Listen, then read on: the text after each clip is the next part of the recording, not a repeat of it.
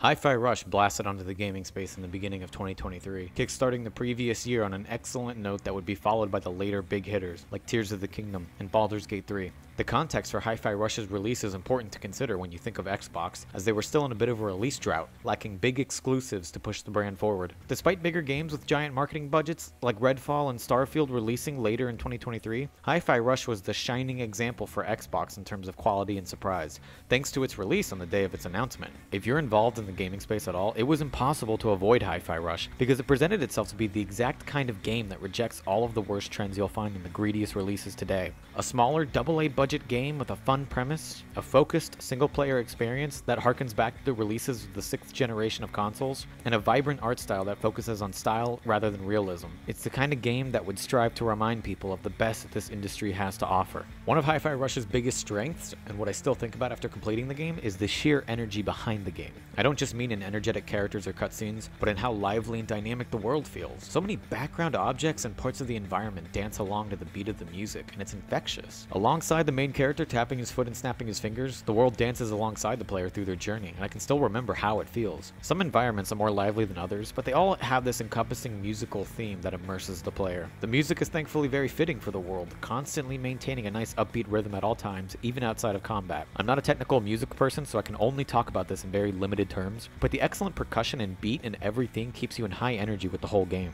The visuals are an obvious highlight, with the bold colors and cell shading feeling right at fit for a comic book or an animated series, and that inspiration also shines through in the narrative. Hi-Fi Rush reaches for a blend between modern anime and Saturday morning cartoon, and that blend shines greatly with the cutscenes, which swap back and forth between 3D and 2D animation. Or at least I think it was 2D. Honestly, it can be kind of difficult to tell, but it doesn't really matter what kind it is. The presentation's amazing. The best cutscenes were any action scenes that were timed to the beat of whatever song was playing, which reminded me of scenes from Edgar Wright's Baby Driver.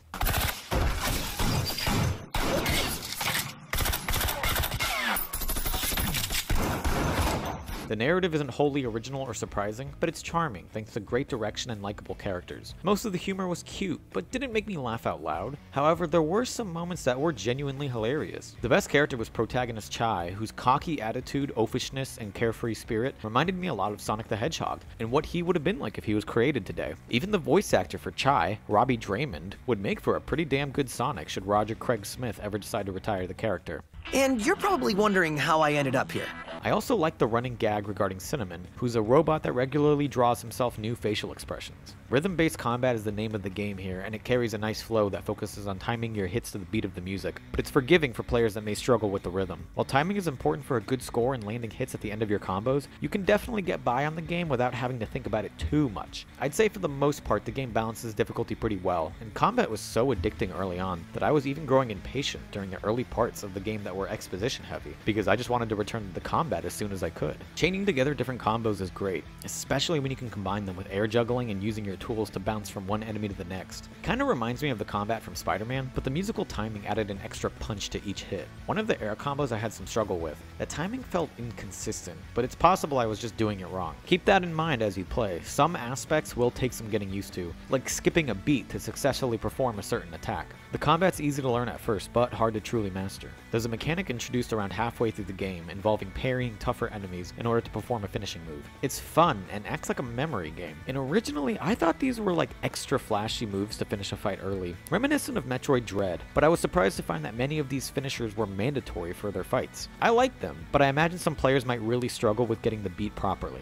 I think I would have preferred these moments being optional, as I think that would have helped them feel a bit more rewarding for performing them successfully. Hi-Fi Rush's greatest strength is in the sound design. I can remember so many different sound effects, from the guitar beats of Chai's attacks to the high whirring sound indicating an enemy attack, the addicting drum beat with the grappling hook, the parries, spring jumps, even the sound effect for the dashing as a nice little drum cymbal that's great for helping stay on beat during combat. At least I think it's a cymbal. Again, I'm not a music guy. Every sound is memorable and lively, and the sound design works in tandem with the living, dancing environments to create a world that's lively and energetic. I wanted to dance along with Chai and the world. I'll remember the sounds all coming together to achieve a perfect flow. Parrying every attack and executing combos perfectly, it all works. When all of Hi-Fi Rush's elements are at their best, it achieves audible and gameplay harmony. Some of the boss fights were great, offering a nice upbeat track and a fun fight. One particular fight had a fun mechanic that involved guiding the boss to parts of the level to expose them to damage, with a song that was reminiscent reminiscent of a classical orchestra symphony. But one of the fights in particular, though, was noticeably frustrating, and I never felt a proper flow or rhythm with the fight. It just felt like something was off. You know that feeling when you miss a timing in a rhythm game and you struggle to find the beat again, so you just kind of fumble through the rest of the song? That's what the whole fight felt like, no matter what I did. It's hard to explain, but it was noticeably weaker than other fights. Some of the bosses are hit and miss, but overall I would have liked to have seen more of them. I can only remember a handful. At the end of the game, there's a great helping of post-game content to keep players entertained. Challenges for completion, interesting arcade-style modes that have some roguelite elements. I didn't mess around with these for very long, but my favorite game mode from what I saw involved an increasing beats per minute, resulting in every fight being faster than the last. It was incredibly addicting, and it left me wanting something like that within the main game, as I don't remember the beats increasing by a lot through the duration of the campaign. Maybe something like that is included in the unlockable Rhythm Master difficulty. Hi-Fi Rush is a great game, and I could easily recommend it to anyone who seems interested. I have some criticisms here and there regarding combat and certain gripes, but other than that, I can't think of any major flaws with Hi-Fi Rush. Nope, this game is absolutely flawless, and there's nothing at all wrong with it that's worth mentioning.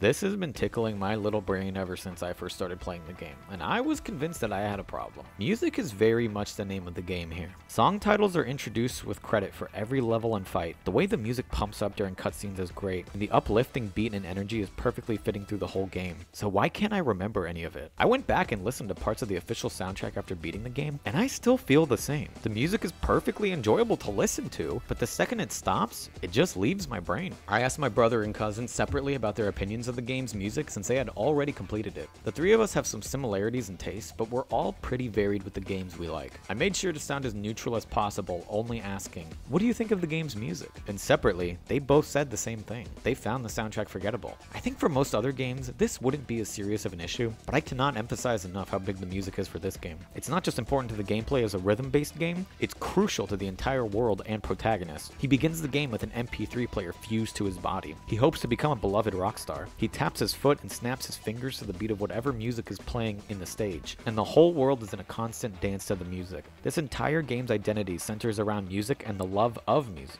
and I feel that love for sure from all of those who worked on this game. But regardless of the love and passion, the music itself is disappointing. There are maybe 2 or 3 stage themes that I can remember, and I can remember the main menu, and one song that plays near the end of the game during an emotional climactic moment, and that's it. Even the music for the battles is a bit lacking, and one thing I noticed was a lack of vocals for a lot of the tracks. Every now and then they would kick in, which I believe was triggered by having an S rank during a fight, but this was inconsistent. There were also fights that I achieved an S rank without taking damage that still didn't have any vocals, so I'm left to assume that only a few tracks in the game have vocals to accompany them. I'm not saying that they're needed for every song, but I felt a strong lack of defining or memorable melodies for most of the game's soundtrack. Going through the information, there are 10 licensed music tracks from different bands and groups, and I genuinely don't remember most of these songs playing. Unless the game settings default to the option to replace the licensed tracks with the copyright-friendly alternatives, maybe more memorable melodies with vocals could have distracted the player from focusing on the beat of the music and made combat more difficult. I can believe that explanation, but I don't know if that's entirely the case, and I'm just left wanting more from the balance of music to gameplay, and that leads me to Metal Hellsinger.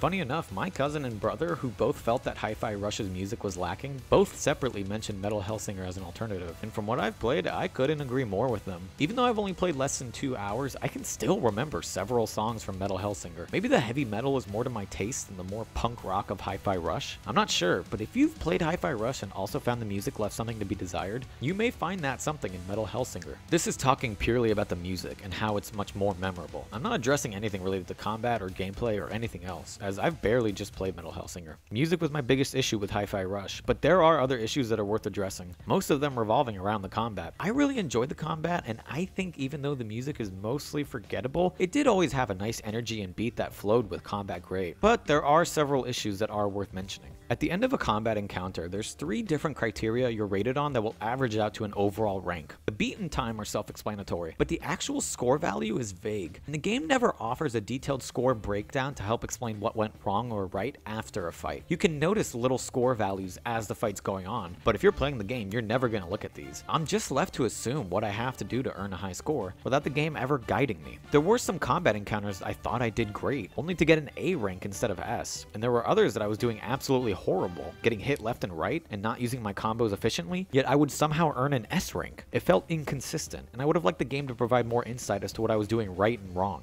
The game doesn't foster enough learning and growth for the player to improve, as the player never knows what it is they need to improve on. The only pattern I noticed was to use your super moves, as that seemed to greatly increase your score for most combat encounters whenever it was used. Readability and information can be a bit of an issue, and can also feel inconsistent with what information the game decides to give you. When there are a lot of enemies in one fight, it's already difficult to keep track of them. But that isn't the main issue, as the game does a decent job of balancing enemies to usually attack you one at a time, giving the player room to take them down without feeling like they're being swarmed. When melee enemies attack you, there's a little visual cue indicating the attack, as well as a recognizable sound effect. The sound effect is distinct, but the visual cue can be hard to notice if you're not looking at that one specific enemy, and the sound can be hard to recognize among all the other sounds going on at once. The music and all the other sound effects can make it hard to focus on any one sound, even with the enemy attack sound being so recognizable. Although your mileage on this may vary. I think maybe I just had more trouble than the average player distinguishing the sound that you needed to hear in order to defend properly. For ranged enemies, the game will use a large green visual indicator on the ground to warn you of an incoming attack, and it gives you just enough time to prepare for it. This worked great, and I would have liked something similar for the physical enemies. Maybe if the visual indicator for an attack wasn't on the enemy itself, but rather located somewhere on Chai's model, or the enemy had a giant green circle under them, reminiscent of the giant green pathway for the ranged enemy. With him being right at the center of the screen, my eyes were usually focused on Chai, as I was also trying to make sure my combos were timed correctly. Having to look elsewhere for an incoming enemy attack always felt a bit awkward, since the game already cuts some slack for the ranged enemies. It felt inconsistent, and resulted in the ranged enemies feeling much easier to parry and avoid compared to the melee enemies. Perhaps that's intentional, but it never felt right with me. The saving grace for the attacks are the incredible animations for all the enemies. While I found it difficult to properly balance so many different attacks, it was thankfully helped with their animations. One of the strongest pillars that supports this game's combat and gameplay is the animations for Chai and the enemies. If they weren't so bold and recognizable, then combat would have looked like a mess. Once the parry is introduced, I was expecting it to feel like another tool to help more experienced players who value high risk versus high reward type gameplay. I was expecting something like Metroid Dread, which treats its parries in a similar way. This wasn't the case. Parrying in this game is not an option, it's a requirement if you want to complete it. And this requirement wouldn't be as much of an issue to me if it felt like the parrying couldn't be abused, except it could. So long as you keep parrying to the beat of the music, you can more or less block every incoming attack since enemies will always strike to the beat. This resulted in a cheap strategy of just standing still and tapping the parry button to the beat of the music to get free parries, which felt kind of lame. Dodging felt less and less of a viable strategy, so it felt like the game was forcing my hand to just spam parries in order to progress. Enemies will use attacks with such wide reach that dodging is nearly impossible. You're forced into adopting one specific strategy to win, which never feels fun for an action game that should allow for some player expression and creativity in the combat. Parries are your only choice. In fact, I wouldn't have been able to beat the final boss at all without parries, but I will circle back to that later.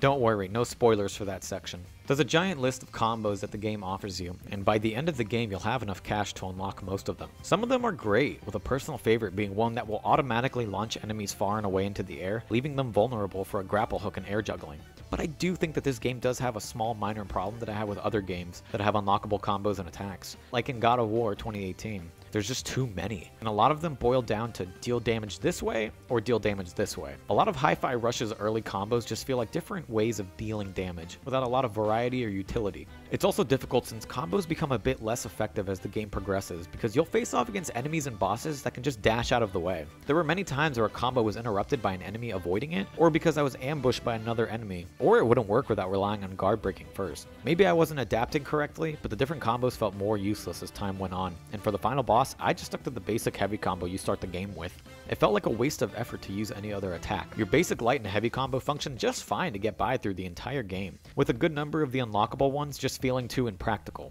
Battles can feel cluttered and hard to keep track of, but for the most part it is manageable. The worst aspect about fights in Hi-Fi Rush is the noticeable lack of some kind of visual indicator or cue to help inform the player when they're taking damage. I would end so many fights with my health bar at half health without even realizing it. As far as I could tell, there was no hit stun with invincibility frames, and very few attacks would stumble or knock Chai down in a noticeable way. For many attacks, it felt like you were being slapped with used napkins, which never felt properly reflected with how much damage you were actually taking. This game can be wonderful when conveying important information to the player, such as indicators for ranged attacks, but I was always disappointed with the lack of some kind of visual cue or screen shake or something to help the player realize when they were taking damage. This, combined with the lack of a detailed score breakdown, left me feeling like the combat wasn't taking enough steps to help the player grow and improve, which potentially led to the sharp difficulty curve with the final boss. I'm not going into heavy spoilers here, but the final boss is possibly the worst example of over-reliance on parries. If you haven't been practicing them up until now, you're in for a beatdown. As I've said before, mandatory parries wouldn't feel so lame if dodging and dashing were important for this fight, but they're almost completely abandoned. From what I gathered, the game just wants you to face the boss head on and parry every attack. I would have liked some more unblockable attacks from the boss that requires the player to move around and use some other abilities, but the grappling hook and dash are almost entirely ignored. It's much safer and smarter to just spam the parry button to the beat of the music. While landing the parry is always satisfying and rewarding thanks to the excellent animation and sound design, it still feels cheap that it felt like the game was forcing me to adopt one strategy, rather than allowing for a little bit more choice from the player. I don't mean to keep citing Metroid Dread, but I find that game's use of parries to be perfect. You can use it as a high-risk, high-reward maneuver to help end boss fights quicker.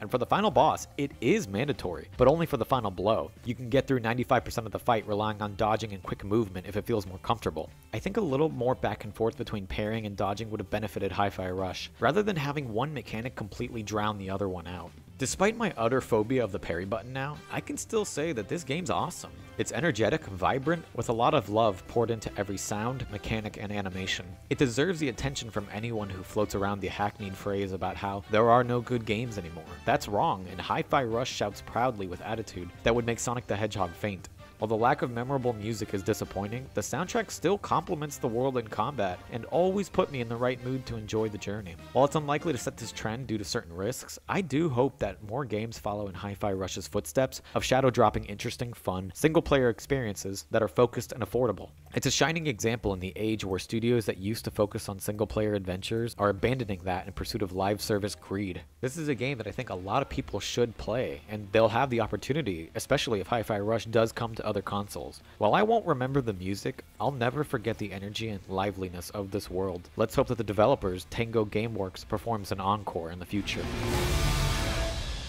Pretty rockstar move, Chai.